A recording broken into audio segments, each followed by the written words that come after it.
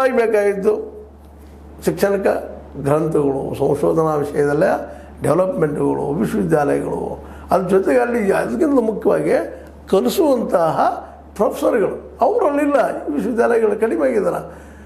ಅದು ಸಹಿತ ಹೇಗಾಗಿದೆಪ್ಪ ಅಂತ ಅತಿಥಿ ಶಿಕ್ಷಕರು, ಅತಿಥಿ ಉಪನ್ಯಾಸಕರು ಇರೋದ್ರಿಂದ ಅವ್ರು ಎಷ್ಟರ ಮಟ್ಟಿಗೆ ನಮ್ಮ ಮಕ್ಕಳನ್ನ ತಯಾರು ಮಾಡ್ತಾರೆ ಅಂತೇಳಿ, ಎಷ್ಟರ ಮಟ್ಟಿಗೆ ನಮ್ಮ ಸಂಶೋಧನೆಗಳು ಬೆಳಲಿಕ್ಕೆ ಸಾಧ್ಯ ಅಂತೇಳಿ ಇವು ಇಲ್ಲ ಹೈಯರ್ ಎಜುಕೇಷನ್. ಇದೇ ರೀತಿಯಾಗಿ ಇದರ ನಂತರ ಶಿಕ್ಷಣ ಪಡೆದಂಥವ್ರು ಇಲ್ಲಿ ಉದ್ಯೋಗ ಇಲ್ಲ ಅಂತ ಇಲ್ಲಿ ನಿಲ್ತಾ ಇಲ್ಲ, ಉದ್ಯೋಗ ಸೃಷ್ಟಿ ಆಗ್ತಾ ಇಲ್ಲಲ್ಲ. ಇಲ್ಲ ಉದ್ಯೋಗ ಇಲ್ಲದಕ್ಕಾಗಿ ಬೇರೆ ಬೇರೆ ದೇಶಗಳಿಗೆ ಏನಪ್ಪ ಅಂತಂದ್ರೆ ನಮ್ಮ ಕಲಿತ ಮಕ್ಕಳು ಹೋಗ್ತಾ ಇದ್ದಾರಲ್ಲ, ಅಲ್ಲಿ ಹೋಗಿ ಅದ್ರೂ ಅಮೇರಿಕಾಗೆ ಹೋಗಿ ಸಾಕಷ್ಟು ಹೊಳ್ಳಿ ಬರ್ತಾಯಿದ್ದಾರೆ. ಮತ್ತು ಮೊನ್ನೆ ವಲಸೆ ಹೋದಂಥವ್ರು ಮತ್ತೆ ಹೊಳ್ಳಿ ಕಳಿಸಿದ್ದಾರೆ. ಯಾಕಂದ್ರೆ ರಿಜಿಸ್ಟ್ರೇಷನ್ ಆಗಿಲ್ಲ, ಮಾಡಿಲ್ಲ ಅಂತೇಳಿ ಅಲ್ಲಿ ನೌಕರಿಗೆ ಎಲ್ಲ ಇಟ್ಕೊಳ್ಳೋಕೆ ಸಾಧ್ಯ ಇಲ್ಲ.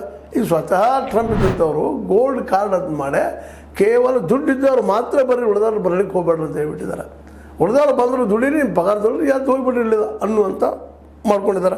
ಹೀಗಾಗಿ ವಿದೇಶಿಗೆ ಹೋಗೋ ವಲಸೆ ಹೆಚ್ಚಾಗಿದ್ದಾವೆ. ಇನ್ನು ಇದೇ ಕಾಲಕ್ಕೆ ಆರೋಗ್ಯ ಕ್ಷೇತ್ರದಲ್ಲಿ ಏನಾಗಿದೆ ನಿಮಗೆ ಹೇಳ್ತೀವಿ ನಾವು, ಇಲ್ಲ ಆಯುಷ್ಮಾನ್ ಭಾರತ ಅವತಿ ಎಲ್ಲರಿಗೂ ರೋಗಿದ್ದ ಉದ್ಯೋಗ ಕೊಡ್ತಾ ರೋಗಿಗಳಿಗೆ ನಾವು ಆಯುಷ್ಮಾನ್ ಭಾರತದಲ್ಲಿ ಚಿಕಿತ್ಸೆ ಕೊಡ್ತೀವಿ, ಮಾಡ್ತೀವಿ ಎಲ್ಲ ಹೇಳ್ತಾರೆ. ಎಷ್ಟು ಜನಕ್ಕೆ ಸಿಕ್ಕದದು? ಅಂದರೆ ಇವತ್ತಿನವರೆಗೆ ವೈಟ್ ನೀವು ಏನಾದರೂ ಏನಪ್ಪ ಅಂದರೆ ಶ್ವೇತಪತ್ರ ಅಂದರೆ ವೈಟ್ ಒಂದು ಲೆಟರ್ ಏನಾದ್ರು ಬಿಡುಗಡೆ ಮಾಡಿದ್ದಾರೆ, ಶ್ವೇತಪತ್ರ ಬಿಡುಗಡೆ ಮಾಡೋಕ್ಕೆ ಸಾಧ್ಯದನ? ಎಷ್ಟು ಮಂದಿ ಅದ್ರ ಉಪಯೋಗ ತೊಗೊಂಡಿದ್ದಾರಪ್ಪ ಆಯುಷ್ಮಾನ್ ಭಾರತ ಎಲ್ಲ ಇದ್ದಂಥವ್ರು ತೊಗೊಳ್ಳೋವಂಥ. ಮತ್ತೆ ನಾವು ಗದ್ದಲ ಅದರಲ್ಲೂ ಏನಾಗ್ಯದಪ್ಪ ಅಂದ್ರೆ ಸರ್ಕಾರದಿದ್ದು ಒಂದು ಈಗ ಅದು ರಿಪೋರ್ಟ್ಸ್ ಬಂದಿದ್ದಾವೆ, ಒಂದು ಕಾರ್ಡ್ ಮೇಲೆ ಸಾಕಷ್ಟು ದುಡ್ಡನ್ನು ಹೊಡ್ಕೊಂಡು ತಗೊಳ್ಳೋಂಥ ಒಂದು ದೊಡ್ಡ ಭ್ರಷ್ಟ ಸಂಚನ ಸೇರ್ಕೊಂಡ್ಬಿಟ್ಟದು.